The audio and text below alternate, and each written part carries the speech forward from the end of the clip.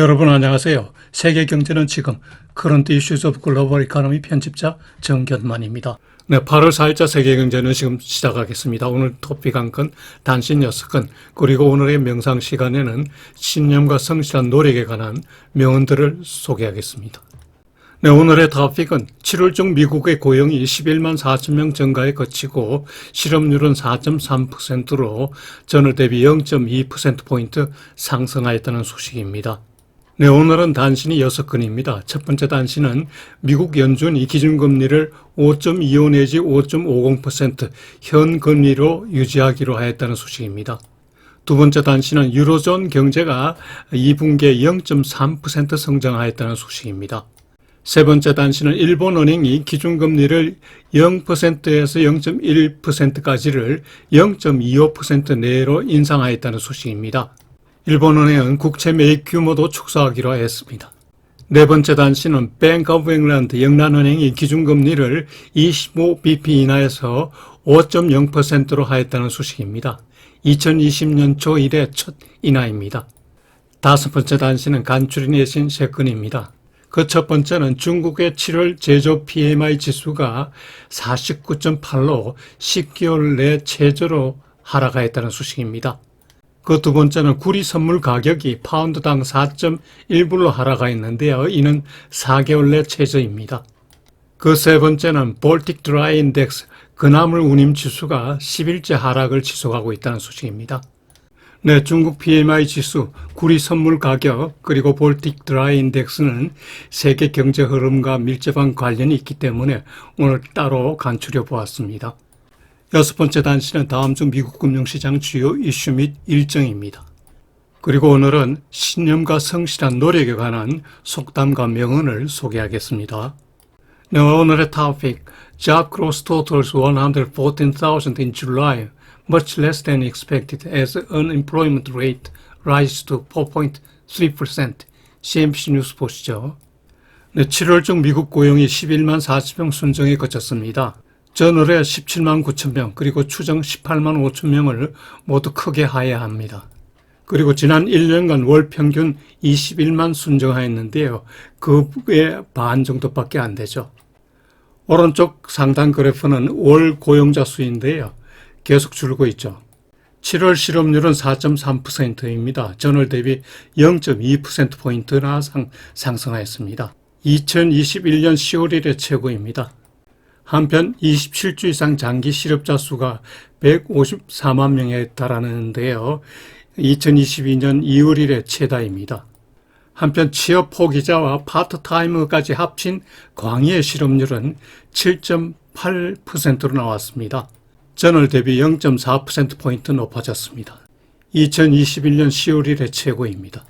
파트타이머가 월 중에 36만 7천 명이 증가해서 457만 명이 되었는데요. 2021년 6월 이래 최다입니다. 오른쪽 하단 그래프가 실업률 추이인데요.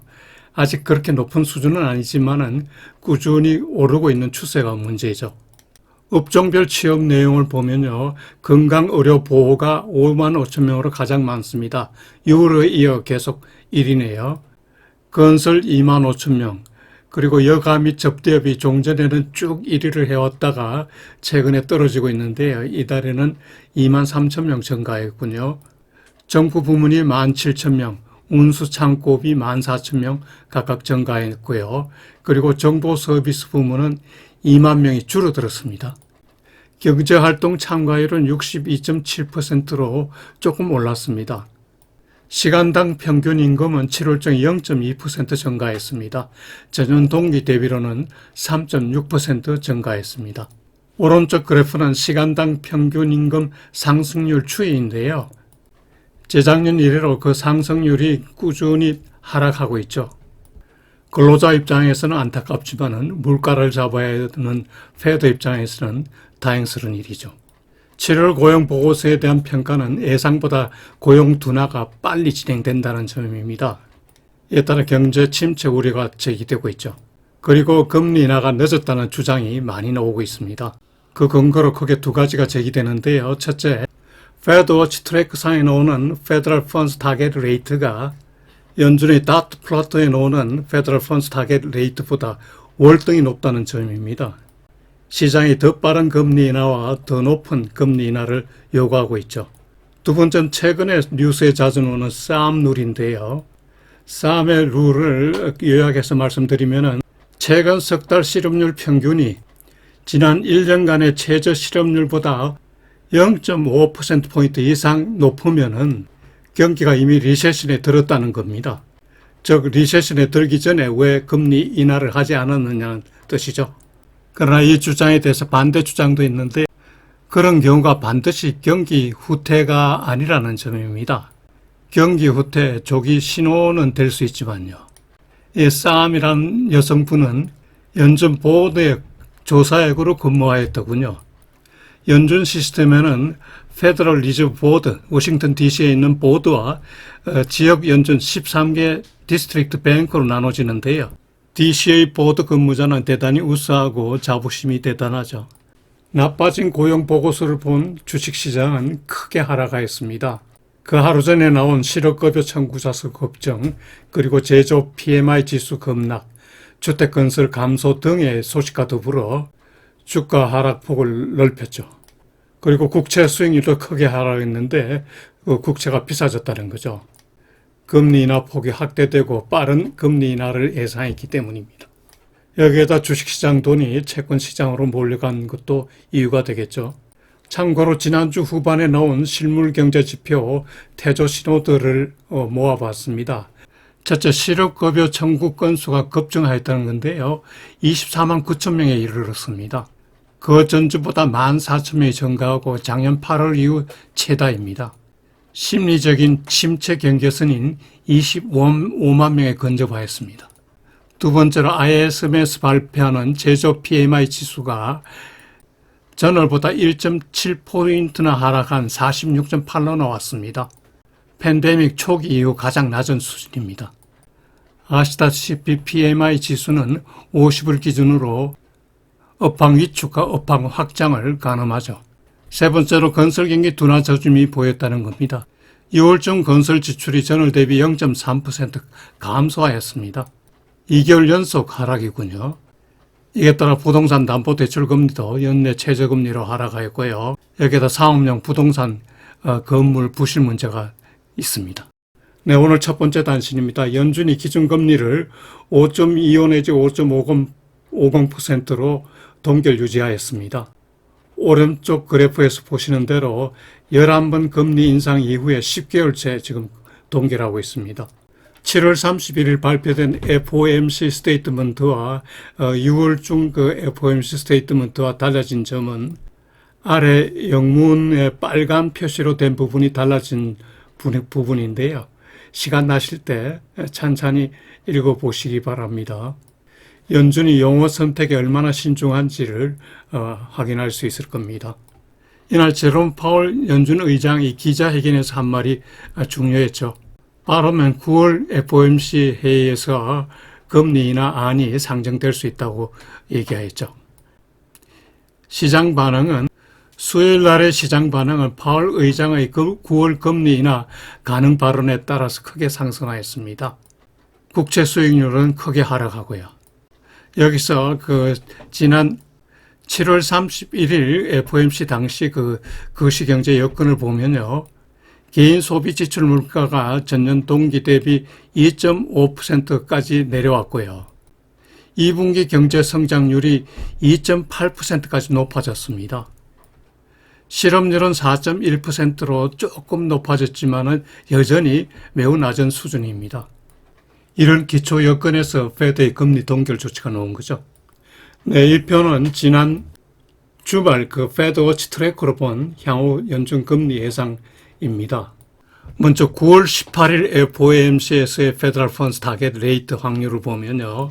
50bp 금리 인하 확률이 69%에 달합니다.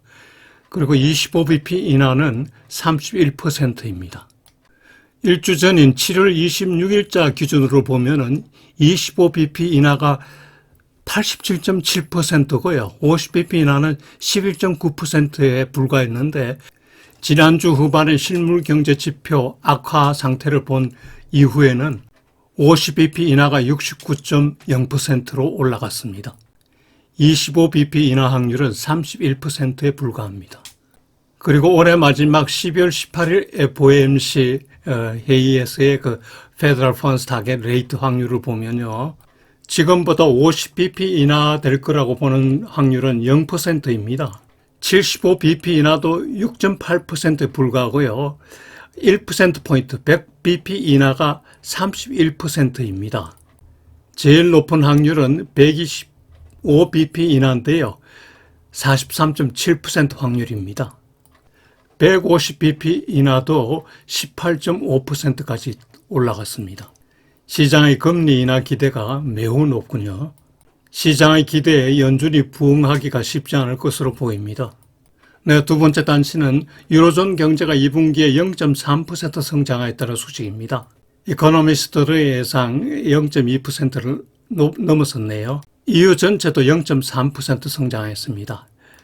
전년 동기 대비로는 유로존이 0.6%, 그리고 EU 전체는 0.7% 성장하였습니다. 국가별 특징을 보면요. 역성장 국가가 세 군데입니다. 독일이 마이너스 0.1, 스웨덴이 마이너스 0.8, 헝가리가 마이너스 0.2% 역성장하였습니다. 그리고 벨기움, 이탈리, 오스트리아, 포르투갈은 1분기보다 성장률이 낮아졌고요.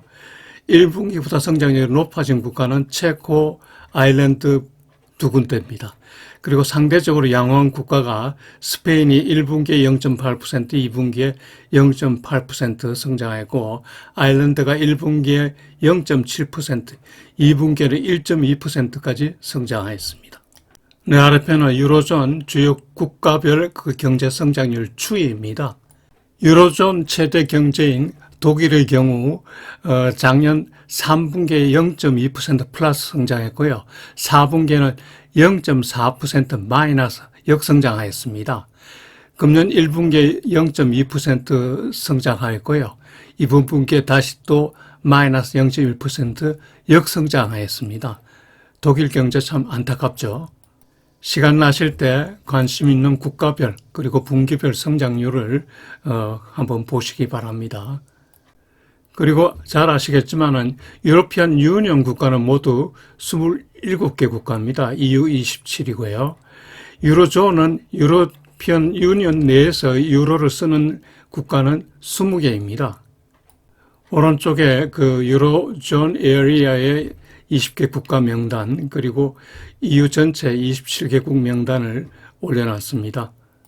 네, 유로존 주요 경제 지표를 뽑아봤습니다. 시간 나실 때 찬찬히 보시기 바라며 오른쪽 지도는 EU 국가와 유로존 국가 구분인데요. 진한 파란색은 유로를 사용하는 유로존 국가이고 연한 파란색은 EU 소속이지만은 유로존에 들지 않는 국가들입니다. 참고로 북유럽 4국은 통화 사용이 각각 다른데요. 북유럽 4국 중에 핀란드만이 유로를 사용하고 있습니다. 나머지 국가들은 이름은 비슷해도 다른 통화를 쓰고 있습니다. 스웨덴은 크로나 쓰고요. 덴마크는 크로네, 노르웨이도 크로네지만 다른 통화입니다. 스웨덴과 덴마크는 EU는 가입했죠. 유로는 가입하지 않고. 그런데 노르웨이는 EU도 가입하지 않았습니다. 북유럽 4국이 가까이 있으면서도 통화가 다 다르다는 게 아주 재미있죠. 다음은 일본은행이 기준금리를 올렸다는 소식인데요. 종전 0에서 0.1%를 0.25% 내로 인상하였습니다. around 0.25%로 영어로 나오네요. 기준금리 0.25%는 2008년 10월일의 최고금리입니다. 일본은행은 앞으로도 금리를 인상할 계획을 갖고 있네요. 정상화시키는 거죠. 그러나 일본은행은 실질 금리가 물가 상승률보다 아주 낮게 유지할 계획입니다. 아직도 기업 활동이 제대로 되지 않기 때문에 기업을 확고하게 지원하기 위한 거죠. 그리고 일본은행은 국채 매입 규모 축소도 발표하였습니다. 2026년 3월까지 총 3조 엔 규모의 국채를 매입할 계획이고요. 이를 월로 나누면 향후 약 월 3조 엔어치의 국채를 매입하게 되는 겁니다. 지난 1분기에 일본은행이 매월 약 6조 엔 규모를 매입하였는데 거의 반 정도로 떨어지네요. 이로써 일본은행은 분기당 약 4천억 엔 자산 보유 축소가 된다고 하네요. 국채 보유 규모가 줄어든다는 얘기죠. 지난 7월 19일 현재로 일본은행은 579조 엔어치의 그 국채를 보유하고 있는 것으로 추정되고 있습니다. 한편 일본은행은 코아 CPI를 전망하였는데요. 올해 연도 말까지 2.5%까지 도달하는 거로 하고요. 내년과 내후년은 2% 내의 물가 상승을 전망하였습니다. 올해 경제 성장률은 0.5 내지 0.7% 성장을 전망하였는데요. 지난 4월 전망 0.7 내지 1%보다 낮아졌습니다. 지난 1분기의 그 지진 그리고 토요타 사태를 감안한 것 같습니다. 일본은행의 그 금리 인상 조치와 관련해서 주가가 오히려 반등하였습니다. 0.58% 토픽스가 올랐습니다. 금리 인상과 더불어 엔화는 강세를 확실하게 띄었습니다. 오른쪽 그래프는 최근 1년간 엔달러 환율 추이인데요. 지난 1월 1일 140.8에서 7월 10일에 161.52로 정점을 찍었습니다. 1월에서 7월까지 14.7% 올랐습니다. 이후 정부 외환시장 개입, 금리 인상 계획 보도 등에 따라서 환율이 많이 내려갔죠. 이 중에 엔캐리 트레이드 환류가 어느 정도인지는 통계는 없지만은 상당한 규모일 것으로 추정됩니다. 네 번째 단신은 영란은행이 기준금리를 25bp 인하해서 5%로 하였다는 소식입니다. 2020년 초 이래 첫 금리 인하입니다. 9명의 금융정책위원 중에 4명이 금리 인하를 반대하였는데요. 총재가 캐스팅 보트를 행사해서 금리 인하를 하게 된 겁니다. 연내 25bp 추가 인하도 예상되는군요. 덕분에 주가가 상승하고 국채 수익률은 6bp나 하락했습니다. 금리 인하 때문에 파운드 한은 달러 대비 0.8% 가치 하락했습니다. 영란은행은 연말까지 그 소비자 물가가 2.7% 상승할 것으로 예상하고요. 경제 성장률은 올해 1.25%, 지난번보다 0.5%포인트 상승하였습니다. 그리고 내년에는 1%, 내후년에는 1.25% 성장을 전망하네요. 네, 실물 경제 지표와 관련된 간추린 예시들을 보시죠. 첫째, 중국의 7월 제조 PMI가 49.8로 하락하였습니다. 전월에 51.8에서 많이 떨어졌죠. 이는 작년 10월 일의 최저입니다. 아시다시피 PMI, Purchasing Manager Index가 50 이하면 경기 위축, 이상은 경기 확장을 의미하죠. 이러한 PMI 하락을 보고 여름이 잔인하게 될 거라고 예고하네요. 하반기 경제 성장에도 위험 신호가 켜졌다고 얘기하고요. 참고로 중국에는 그 PMI가 두 가지가 있는데 하나는 공적 PMI이고 하나는 사적 PMI, 그 차이신 그룹이 만드는 PMI가 있습니다. 공적 PMI는 정부 기관에서 만드는 건데 대기업과 국영기업을 주로 대상을 하고요. 사적 PMI는 650개 중소기업 그리고 일부 공기업을 대상으로 한다고 하네요. 그런데 차이신 그룹의 그 PMI가 신뢰성이 더 높다고 합니다. 7월 PMI 지수 악화 요인을 보면요. 수요 감소가 첫째로 나오네요. 둘째로 신규 주문 감소, 셋째로 해외 수요 감소를 예상하네요. 무역 분쟁이 예상되고 전에 밀어내기 수출에 영향이 또 있겠죠. 네, 두 번째는 구리 선물 가격이 파운드당 4.1달러로 하락하였습니다. 4개월 내 최저인 4달러 5센트에 근접했네요. 구리 선물 가격 하락 주 요인은요, 중국의 수요 감소입니다. 중국 정부가 최근 경기 부양을 하면서 그 중심을 건설에 두지 않고 선진과학기술과 에너지에 둘 것이라고 말한 게 영향을 미치고요. 건설에 투자해야 구리를 많이 쓰는데 그렇지 않다는 거죠. 그 다음에 자금이 부족한 그 기업들이 보유자산, 기초광물 계약을 매각하고 있답니다. 공급이 많이 팔라고 내놓는 거죠. 오른쪽 그래프는 구리 선물 가격 추이인데요. 꾸준히 천천히 오르던 구리 선물 가격이 최근에 빠르게 하락하고 있죠. 네, 다음은 볼틱 드라이 인덱스인데요. 건화물 화물 지수가 최근에 11일간 연속 하락하고 있군요. BDI 종합지수는 1668이고요. 지난 4월 11일에 최저라고 합니다. 그중에 대형 선박인 케이프사이즈 인덱스는 2289포인트, 중대형선인 파나막스 인덱스는 1713포인트, 중소형선인 수프라막스는 1352포인트입니다. 오른쪽 그래프는 볼틱 드라이 인덱스 종합지수 추이입니다. 네, 미국 금융시장 주요 이슈 및 다이어리 보시죠. 네, 지난주 주가는 주 후반에 연이은 그 실물 경제 지표 둔화, 즉 고용 둔화, 실업수당 청구자 수 급증, 제조 PMI 지수 악화, 건설 경기 둔화 등 그리고 인텔 등의 실적 악화 소식으로 큰 폭으로 약세를 보였습니다. 주간으로 S&P 500은 2.1% 하락하였고요. 다우도 2.1% 하락했습니다. 나스닥은 3.1%나 하락하였습니다. 주식시장이 과거에는 배드 뉴스가 굿 뉴스가 될 수 있었는데 이제는 배드 뉴스가 그냥 바로 배드 뉴스로 시장에 나쁜 영향을 미치네요. 그리고 최근 2, 3주간 대형 기술주에서 소형 가치주로의 중심 이동이 있었는데요. 이것도 이제 단절되었습니다. 왜냐하면 불경기 때 소형주가 더 위험하기 때문이죠. 국채 수익률은 금리 인하 기대가 더 커지고 그리고 주식에서 채권 투자로의 대거 이동으로 수익률이 아주 급락하였습니다. 특히 2년물의 하락세가 심화합니다. 이제 장단기 금리 역전차가 10bp로 축소되었네요. 10년물 국채 수익률이 3.79%로 그리고 2년물 국채 수익률이 3.89%가 되었는데요. 이런 4% 이하 수익률은 지난 2월 1일 처음입니다.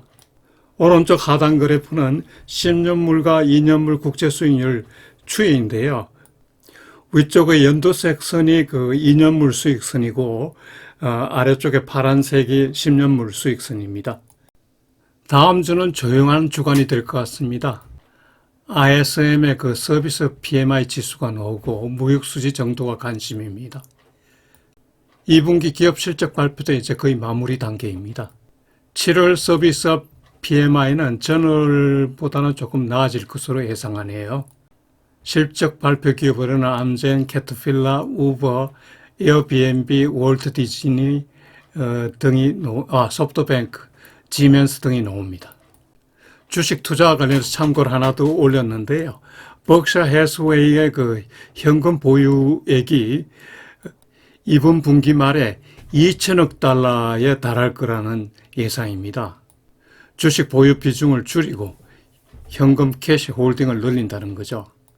버크셔 해스웨이의 그 2분기 말 캐시는 1,890억 달러였습니다.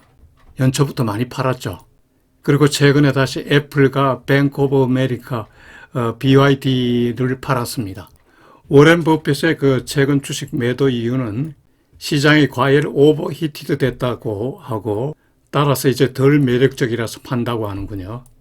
우리 주식 격언에 쉬는 것도 투자라는 말이 생각나는군요. 네, 요일별 일정은 표를 참고하시기 바랍니다.